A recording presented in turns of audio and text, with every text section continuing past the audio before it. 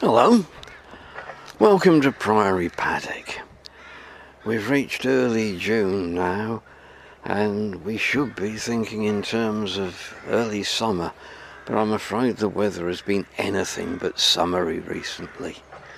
We have had a great deal of rain and a lot of windy, cold weather, which has wreaked havoc in the taller flowers along the side of the wall here in the paddock. One thing that has benefited from all the rain though has been the grass. The grasses have shot up a couple of feet in the last month or so, and as a result the paddock is now looking distinctly unkempt, as though it could do with a haircut, and the grasses have started to smother the lower growing late spring, early summer flowers along the wall. The grasses are actually now coming into flower, so this isn't really a good time to be visiting the paddock if you suffer from hay fever. Grasses usually are very difficult to tell apart unless you're a specialist. But at this time of the year, some of the more distinctive flower patterns in the grasses can be seen, and this is particularly noticeable along the wall just by the interpretation board, where there are some very, very fine-leaved, thin, shiny green stems of meadow grass. There are quite a big family of meadow grasses, but they all have, and they're very difficult to tell apart, but they all have rather delicate looking flower heads, Christmas tree shaped, but very, very fine and very pale, rather a pale green. And there's quite a lot of that here. And then behind them I can see the darker, almost grey-green of a much stronger growing, thicker stemmed grass, at least 4 feet high in some cases here, and they've got rather heavy, drooping flower heads, which form a distinctive pattern, and the grass is called cock's foot because the way the little groups of flowers at the end of the stalk spread out looks very much like the imprint of a cock's foot in mud. And then near the interpretation board I can see the tall, stiff stems just starting to come into flower now with long rather tassely flower heads. That's couch grass, which is the bane of every gardener in the village. The grasses actually occupy quite an important niche in the ecology of the paddock. They're not just here on sufferance. The tussocks at the base of the grass provide both food and accommodation for the caterpillars of the various brown butterflies.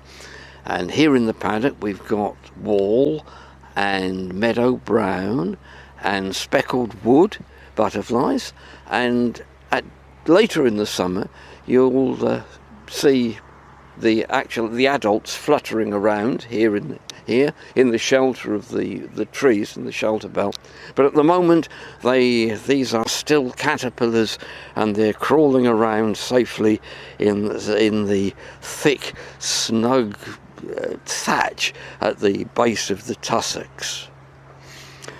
Something else which is dependent on the grasses, rather unusually here, is the yellow rattle flowers. The yellow rattle is a very distinctive looking flower. It has straight stems, often, well, here we've got them at least a couple of feet high, and pale green, bladder shapes with yellow flowers protruding from them, look a bit like pea flowers, and the seeds form in the bladders, and when the bladders harden up and dry in the summer, when the wind blows they rattle, hence the name yellow rattle. But the interesting thing about the plant in terms of grass is that it's semi-parasitic, and the ones we've got here flourishing are doing so courtesy of the meadow grass amongst which they grow. Looking around the paddock, the predominant flower colour at the moment appears to be bright yellow, in as much as there are buttercups just about everywhere you look. We've got two sorts of buttercups here, both doing very well, thank you. There are the relatively, these terms are all relative, relatively lower growing ones with a rather broad leaf. That's a three portion leaf with slight mottling. The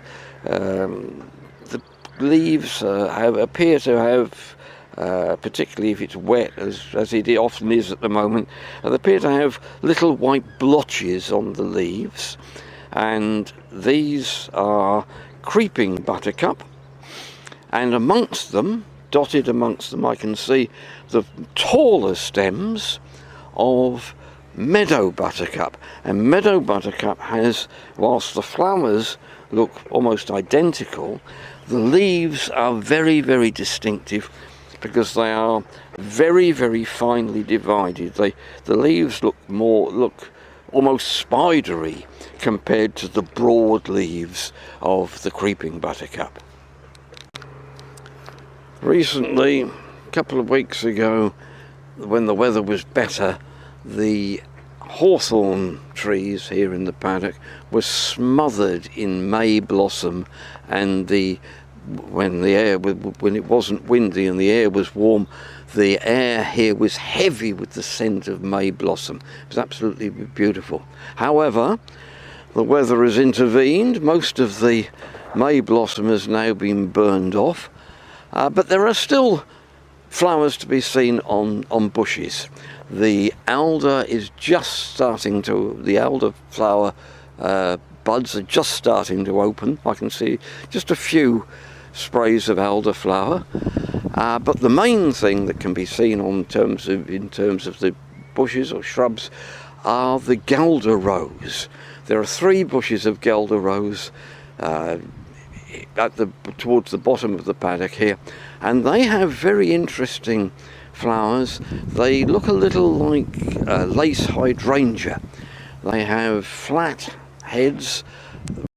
Round the outside there are large flowers. There's a ring of large 5-petaled white flowers around the outside of the flower head, but in the centre of the head is full of much smaller 5-petaled white flower or cream flowers, and those are the ones which will set, hopefully, if the weather relents and we get our pollinating insects manage to come out and do their stuff, they will set, and in the autumn we will have heads of nice orange berries there for the birds. The foliage turns a beautiful crimson in the autumn as well, so the guelder rose is a very decorative plant altogether. The pollinating insects that I mentioned are something of a feature here in the paddock.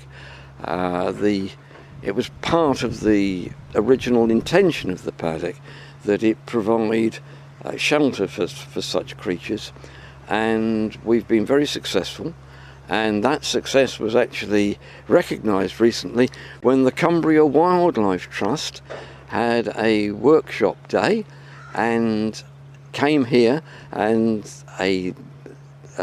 gave a lady called Charlotte Rankin came and gave a lecture and brought people in here and helped them identify a wide range of pollinating insects here in the paddock.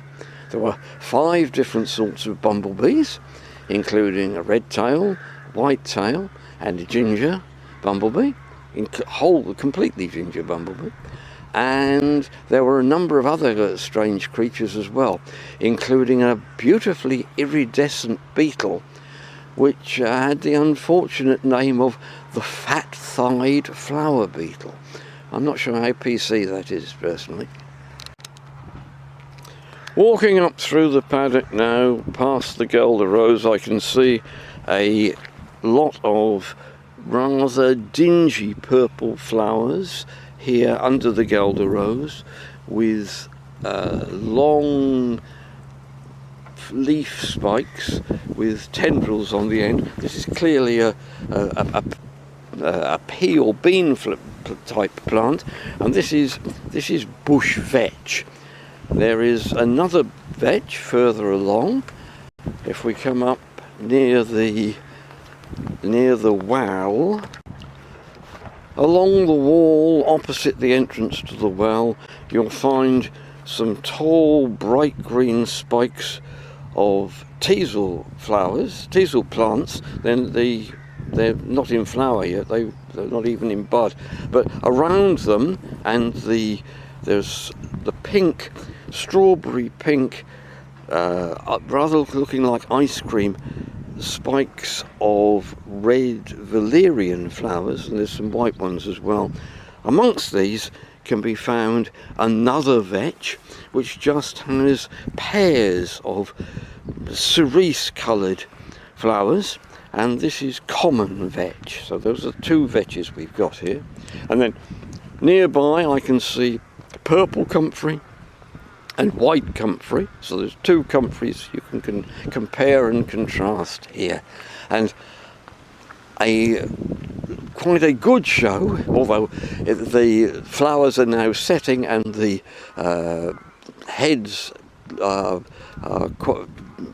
showing a good crop of light green seeds.